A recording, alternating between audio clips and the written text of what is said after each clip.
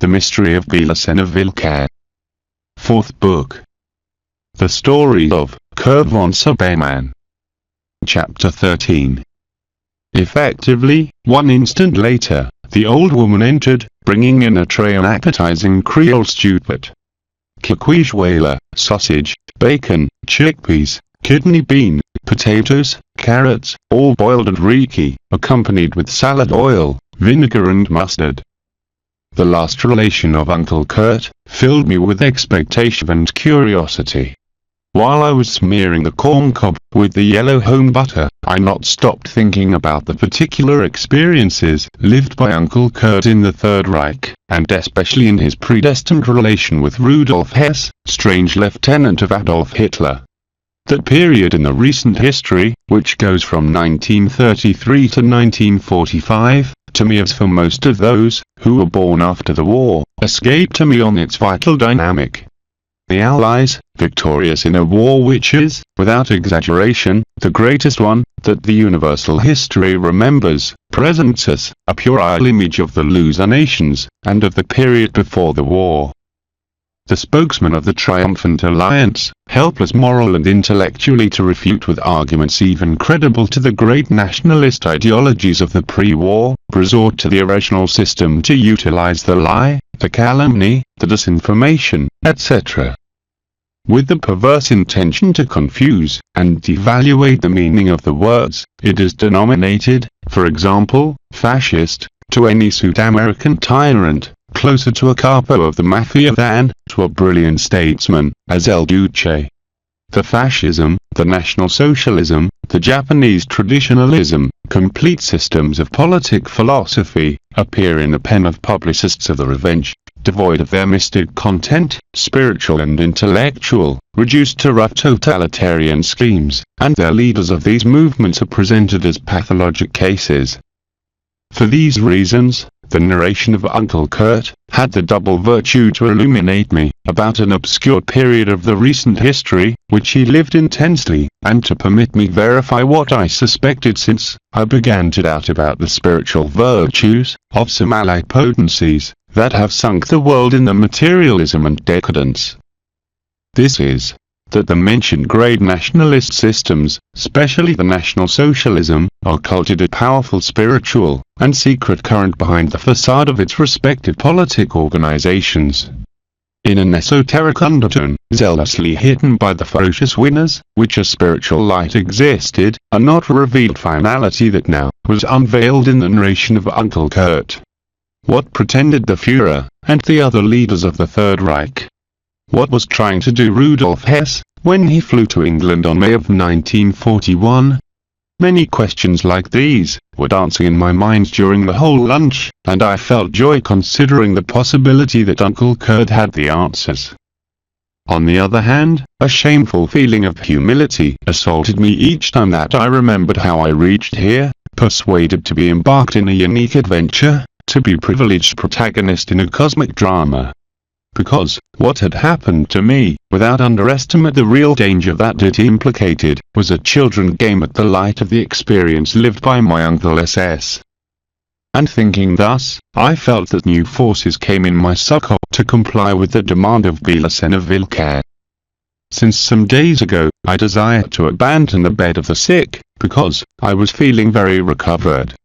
However, something unconscious was blocking my will, when I decided to dress and went down to the inferior floors of the house. At the beginning, I didn't know what was preventing me to do it, but then I went discovering with stupor that simply the idea to face the deckers that walked freely through the park around the house terrified me. In more than one opportunity, I had observed them through the window, and, even for their huge size and fiery stamp, not seemed really aggressive. I should accept then, without reservations, the explanation of Kurt that they attacked induced by him, but, one thing is to say it, and other to face those animals after so unpleasant previous experience. But, this time I was firmly decided to abandon the bed of the sick.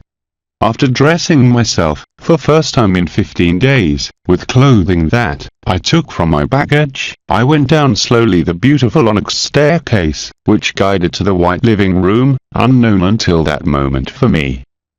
I didn't find anyone at sight, and, without many desires to explore the house by my own, I settled down in a comfortable elbow chair. It was the same where I lay that first night, in front of the wide windows that guided to the park. I supposed that Uncle Kurt was still having lunch, but soon I went out from the mistake when I saw him, coming from the exterior of the house. He got surprised, and rejoiced at the same time that he saw me standing up. "Well, he said, "I see that you feel good."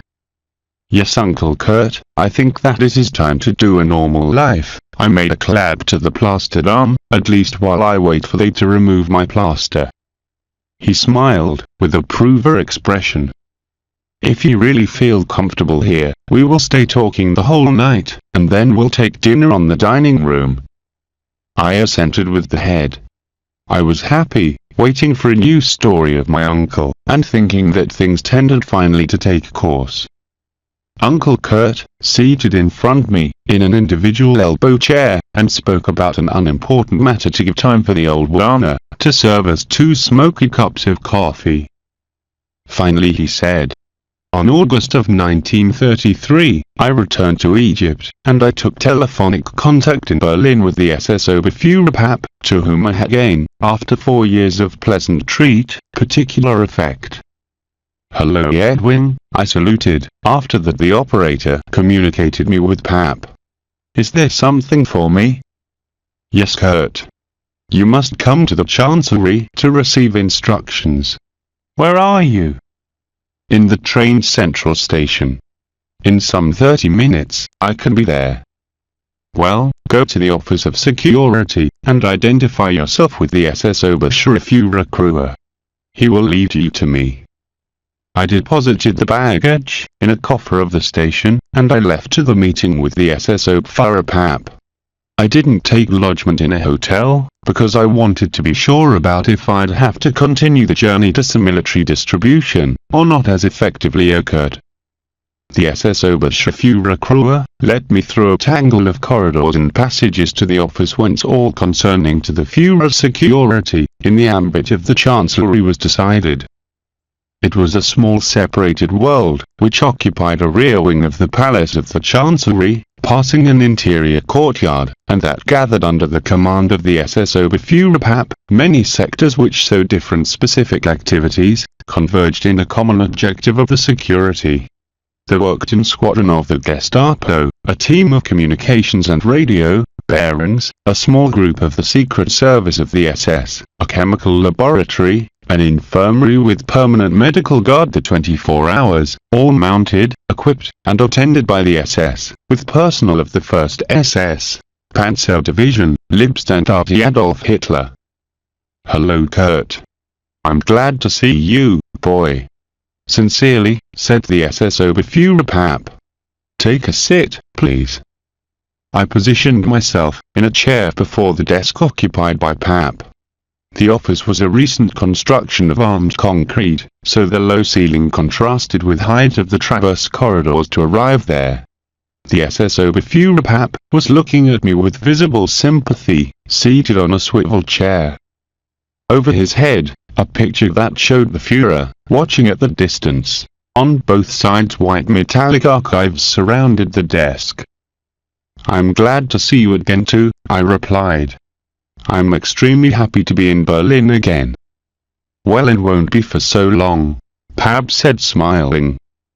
"I think that you departure immediately to the Edensburg Crossing. Here, I've the new for you. Our 2 packets." He started to search in an archive. "Crossing is in Eastern Prussia, right?" I asked. "Yes, in Pomerania. Here are your orders." He gave me 2 packets. One, bigger, in which was read in big letters, "Crossing Z," contained all the papers of incorporation to the Edensburg of the SS. In the other, a manual inscription, in delicate Gothic characters, ordered that the packet should be opened in presence of the SS Oberführerpap. I proceeded to break the seal, and I extracted from the interior of the packet a handwriting letter of Rudolf Hess. It said thus: "Berlin, August 1937. Mr. Kurt von Subemann. Dear Paterkind, I have disposed all the necessary for your ingress to the Edensburg at crossing Z, and then, at receiving the minor instruction, you will be transferred to the other Edensburg. You must leave immediately to Pomerania, to be incorporated and adapted to the new life. Just once fulfilled this part, let pass a month at least, you will put in communication with the Gesellschaft. Your contact in Berlin is called Konrad Tarstein. You'll find him in the Straße 239. He is aware about your ingress to the order. You just have to present yourself giving your name. In principle you will join to the Gesellschaft of Berlin, so you shall travel from Pomerania to Berlin at the weekends, but if you need to come in another moment, you can talk with the SS Oberführerpap to manage your correspondent permission. Good luck, Paterkind. Remember my advice. Go on in circles, restricting the circle. Rudolf Hess. Note: memorize the name and the address of your contact, and give this letter to the SS Oberführerpap, who has the order to destroy it. Nothing must be written that can compromise you, or the Gesellschaft. Il Hitler. I read the letter twice, and then I gave it to the SS Oberführerpap, who destroyed it before my eyes, burning it with a lighter. Rudolf Hess is in Berlin? I asked. No. He is in Berchtesgaden with the Führer. I remembered immediately that, for that same date, 4 years ago, Dad, Rudolf Hess, and I were all together in Berchtesgaden.